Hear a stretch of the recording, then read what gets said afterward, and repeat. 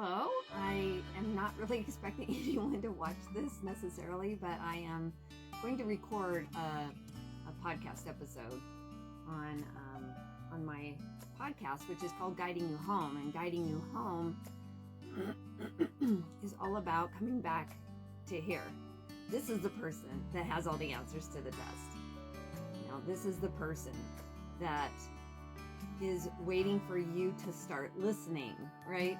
And so my Guiding You Home podcast is really just, it's about getting clear on who you are and what you want. Of course, we have to do that, but it's also about knowing that you have the answers to the test. So I'm going to start recording here in just a second, but this podcast episode is going to be on rejection. So I was talking to my coach, because yes, coaches have coaches. Got to practice what you preach.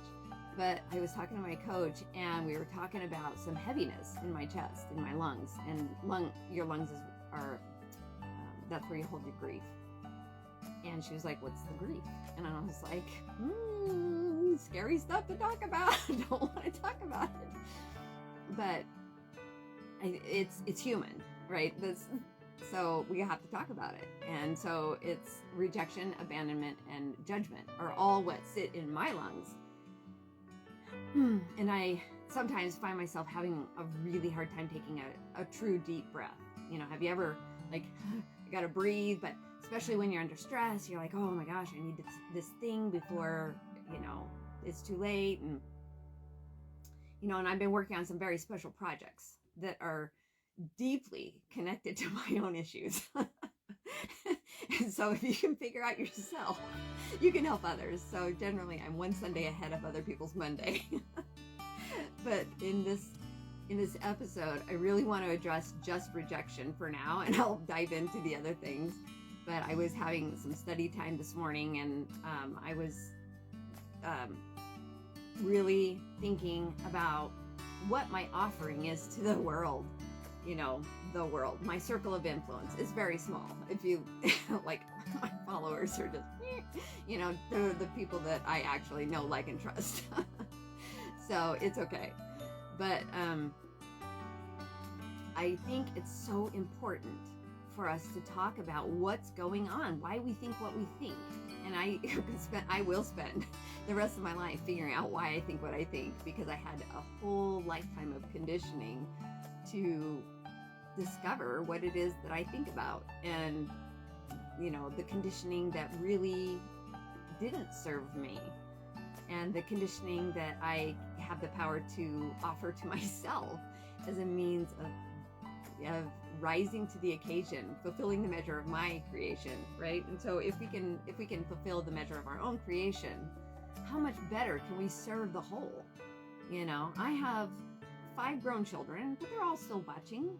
Like, when is mom disintegrating? When is mom, really actually helpful? When is mom supportive? And when is mom, being the mentor I need right now in my adult life as I'm trying to navigate these, relationships and life experiences.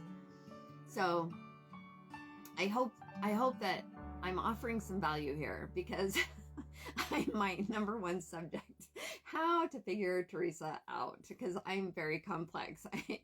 I laugh because my husband and I met on Match.com, and I had this massive profile of, I believe in teamwork and that we ought to support one another, and all these deep it's like I should have been like, my favorite color is blue. But I went deep because I was thinking, if I just put it out there, then all the people are like, oh my gosh, that's brain damage, are just going to run away and save me the vetting out process.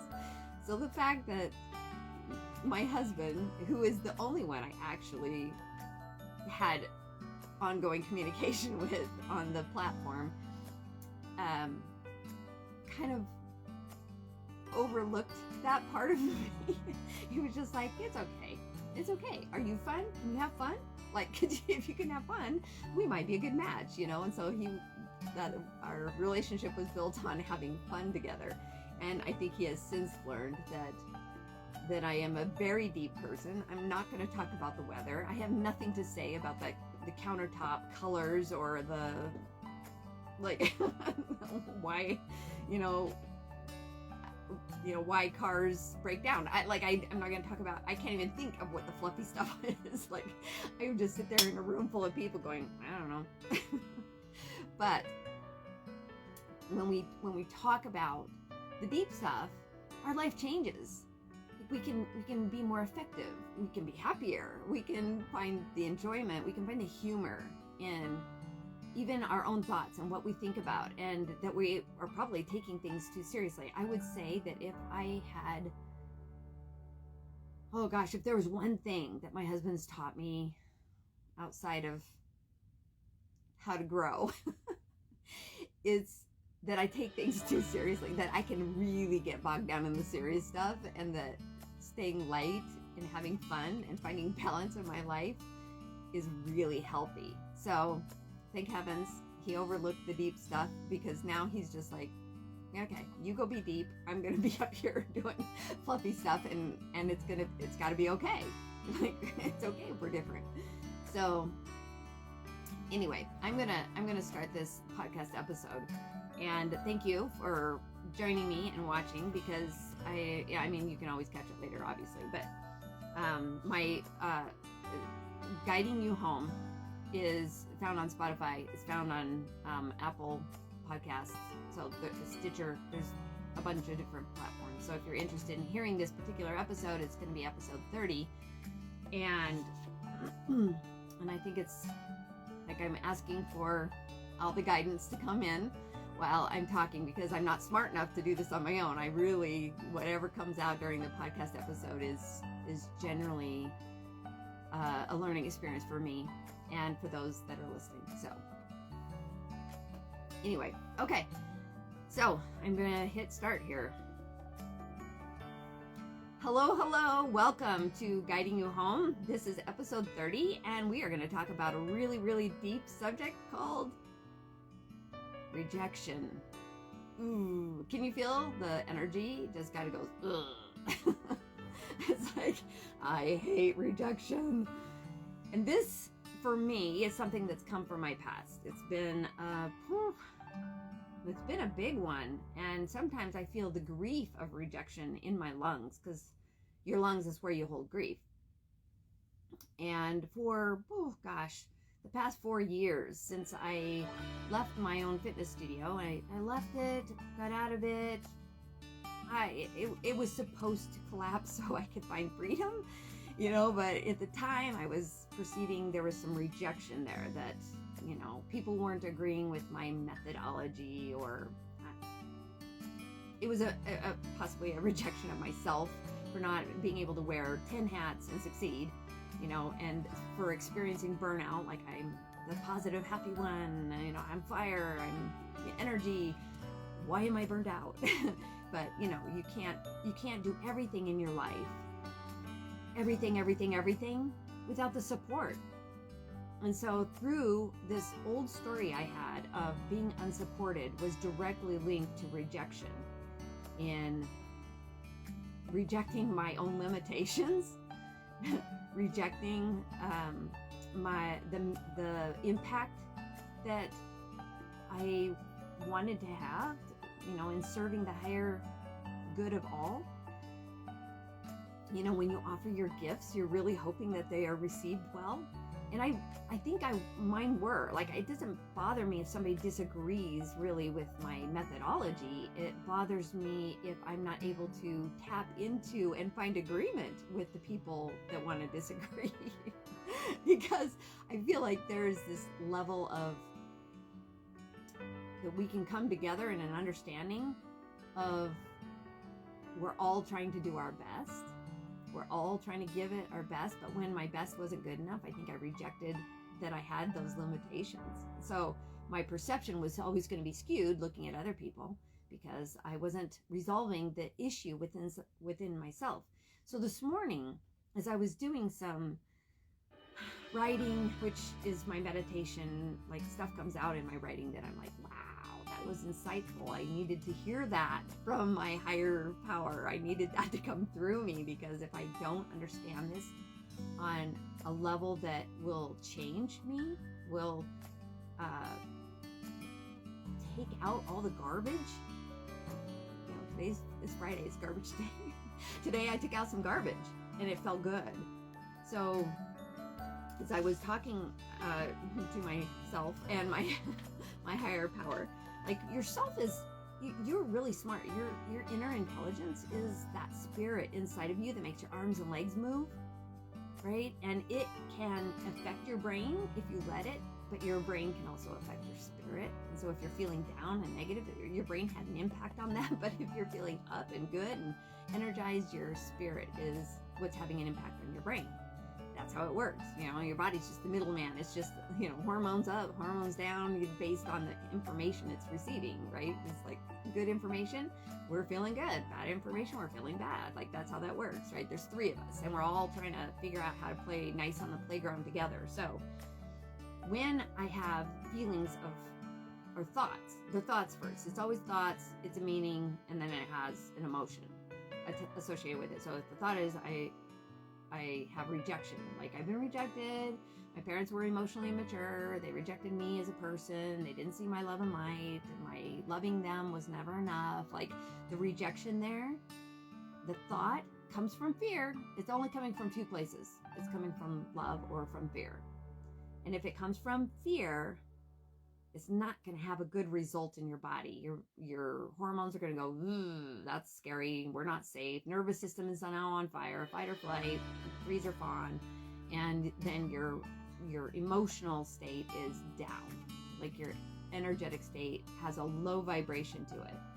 And now we're not feeling motivated, inspired, we're going to the freezer to see what kind of ice cream we have. There's stuff, right?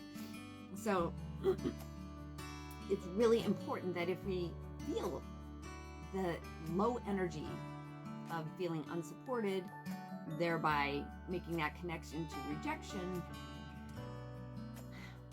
that it's bringing us down. And it's not our best offering. So I was reading in Malachi this morning, in my scripture reading just changes you if you just give it a chance. If you just do it consistently, even a verse a day, and then write about it, the first thoughts that come up, you'll be astounded at the wisdom that comes from you. But I was reading in Malachi, and the question that I asked was, what is your pure offering? Because Malachi talks about, how they were, the Israelites were told to give their purest offering, but they were like picking out the sickly goat. And they're like, well, I can afford to give this one up, so here you go, God. And I was like, what do I do? What is it that I'm doing that is less than a pure offering to God? And this concept of rejection came up, because God doesn't see me as rejected. He hasn't rejected me. He's given me opportunities to grow. He's given me opportunities to see a new path, to change paths. Maybe I was on a bad path. Maybe I was in a stuck pattern. Maybe I needed to exit the roundabout. And he's like, here you go. I'm going to show you how to do that. And I'm going to be like, I don't want that. It's change. It's a scary change. It's going to change all the beliefs I've ever had. It's going to challenge my beliefs. And every time it's been good. Every time it's for me. It's exactly what I needed. And I didn't know I needed it. And it's okay. Because then I can just, start again. There are no do-overs, but there are lots of restarts. Start again.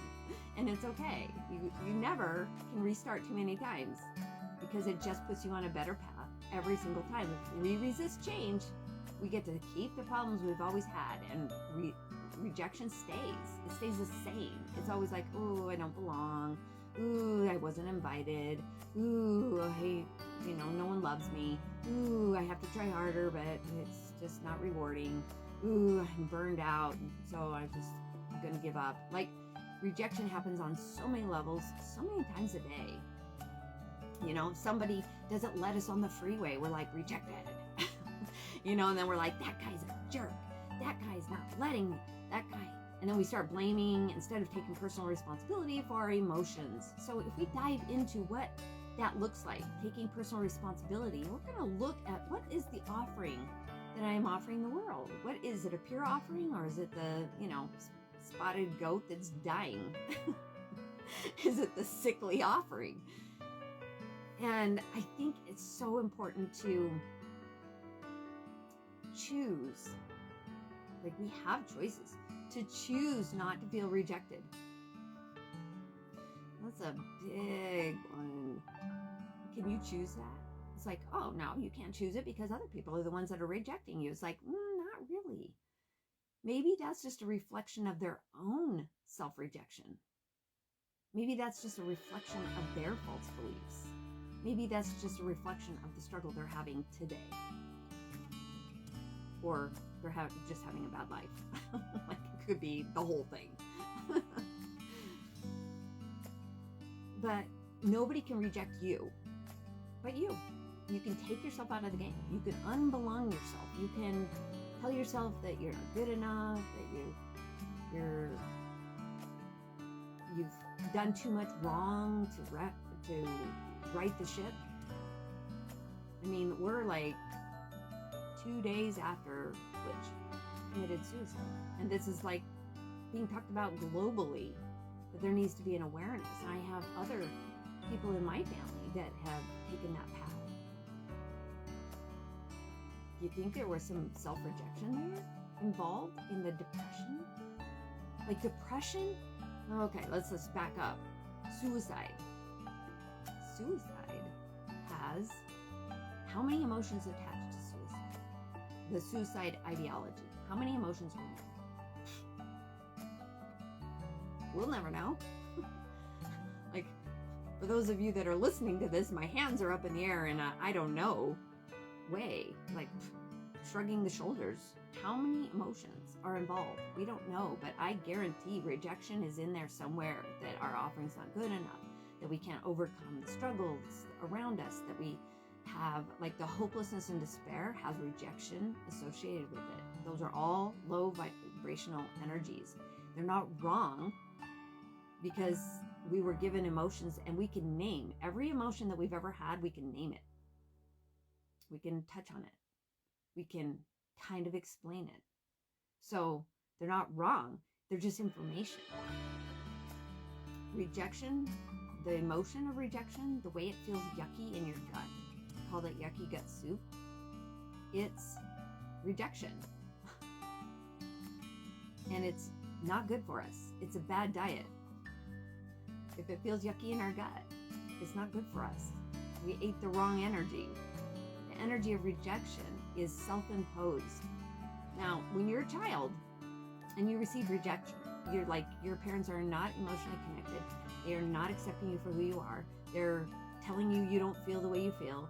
They're trying to get you to comply and be obedient and follow the family values to the letter of the law. So they look like good parents and you feel like, they want you to feel good about you, and they think that these standards are going to help you feel good about you without helping you process your emotions and how you feel about them. We get stuck in that emotionally immature place, and rejection becomes personal.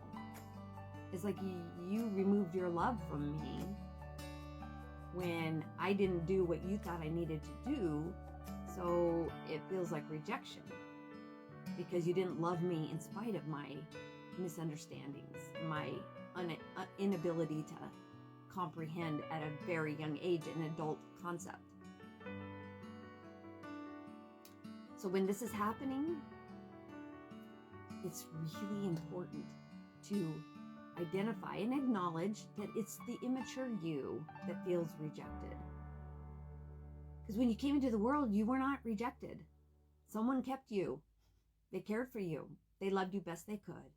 You were not rejected. You took your first breath. So that means you were supported. Like, breath is life itself. So there's support that goes along with taking a breath. That's why this grief in my lungs that I was talking about earlier it's part of my childhood conditioning, but it's not true. It's not real. It's perceived. It was taught. It was conditioned upon me that I should feel rejected for not being whatever, X, Y, or Z, living up to my parents' emotional immaturity and their emotional immature standards. That I should know how to raise myself because they weren't going to do it for me. They weren't going to help me with it. It's, immature expectations. So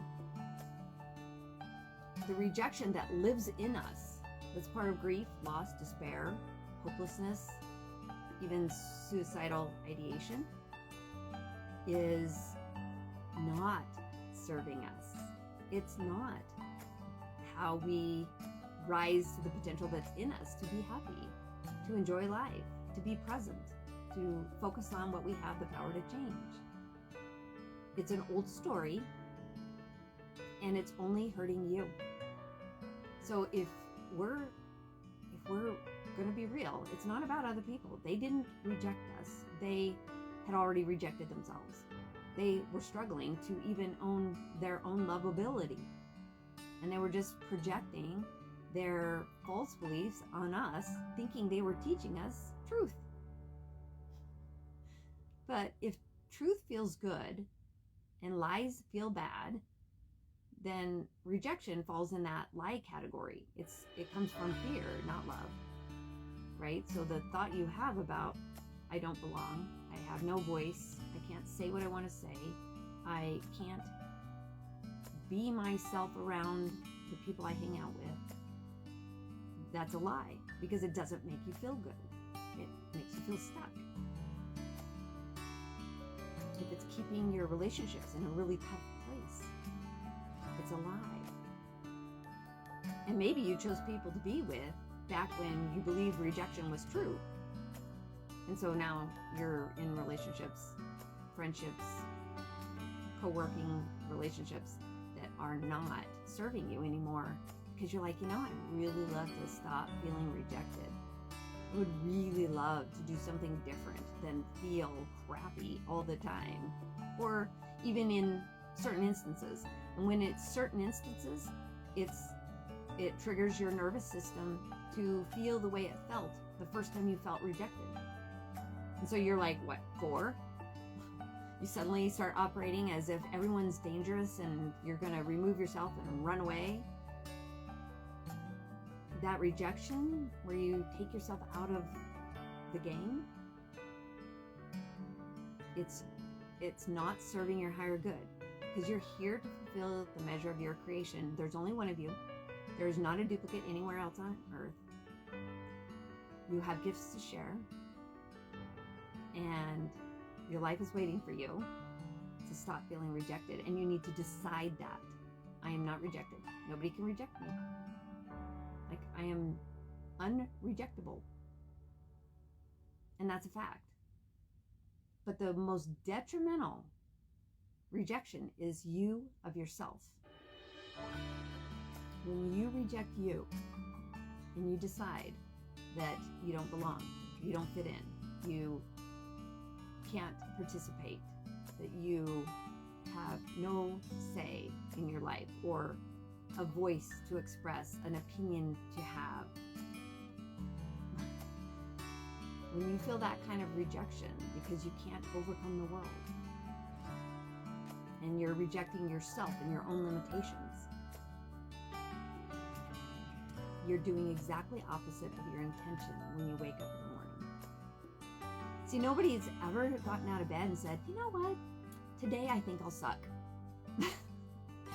Everybody's like, I think I want to try. I think I'm going to try to do better today. I'm going to try and enjoy my life. I'm going to try and love myself. I'm going to try and have a breakthrough. I'm going to try and make an impact. I'm going to try and love others more and, do the things that fill me up. I'm going to try.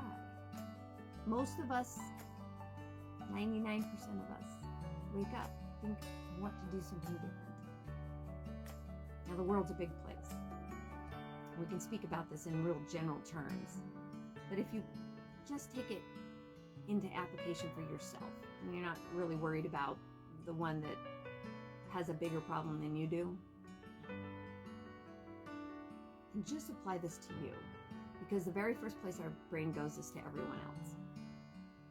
If that person would just stop rejecting me, or rejecting everyone, or making everyone feel bad.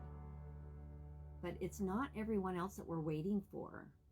You are waiting for you. You're waiting for you to discover why you are rejecting you. Why you're taking yourself out of the game. Why you've disallowed yourself to have all that you can have. Why you assume that the good stuff is for everybody else. Why you assume that love and connection is something that has to be worked at. There's rejection in all of that. You're holding yourself back. You're withholding stuff from yourself. And it's not serving you. And when you don't serve you, you can't serve the higher good.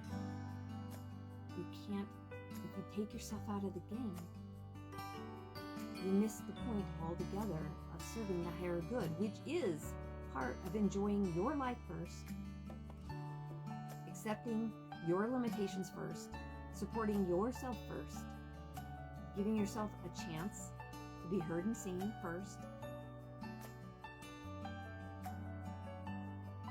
Remove rejection from you first. It's the oxygen mask principle. You put it on you first, you can do a lot of good for other people. But if you're not wearing yours, you're just going to run out of air and you will suffocate. And that's why rejection, grief, the rejection that resides in grief lives in the lungs. And you just want to stop breathing.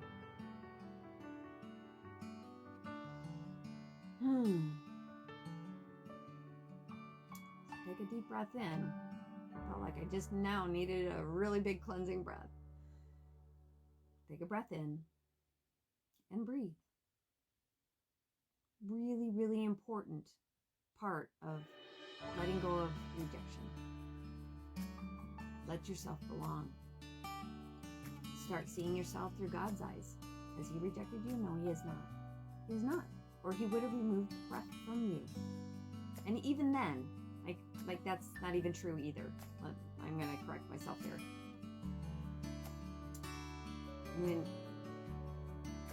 When my dad passed, I was told, I didn't come to this conclusion on my own, but I was told by him that it was his time. It was God's timing.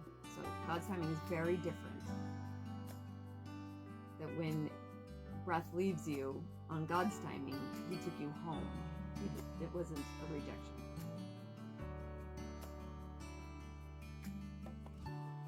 I also think that when someone chooses to take themselves out of the game, they are longing for home in the worst way. Because they can't make sense of how to turn that negative energy around and make it positive again in this life. And this life is incredibly heavy. It's hard. And we're not built to do hard things. That is the unpopular opinion I'm going to leave right here. I've left it on a few other episodes, but we're not here to do hard things. We're here to overcome the hard things. And we have the capacity to do that. But we have to be willing to overcome the hard things. And one of the hard things, one of those stories that we will almost live and die by is rejection. That we have been rejected. And that's our truth and we're sticking to it. And if that's your story, it doesn't change. Nothing shifts. And we have to be willing to shift. We have to be willing to accept ourselves as we are. Accept ourselves and be patient with the process of making a comeback, of making an energetic shift that makes us feel a little bit better. Like we're not going to go from rejection to elation, too big a jump. But we are going to go from rejection to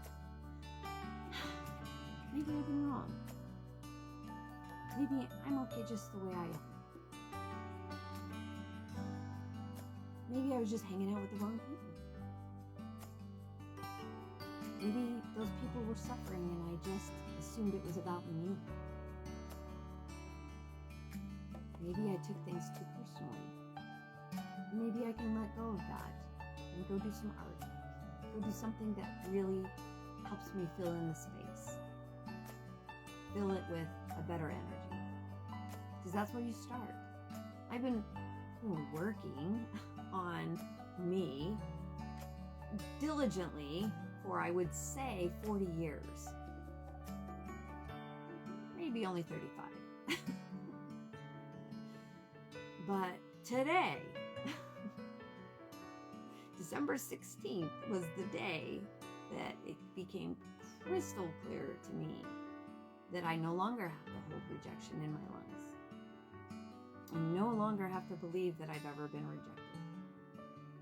I no longer need to hold space in my being for anything having to do with being rejected. And that rejection is a choice. And I can belong to the people that are for me. And I can be with myself, supporting myself, kind to myself. I can let go of expectations and just take it as it comes. Get out of bed in the morning, put my feet on the floor and say, today, it's going to be a good day.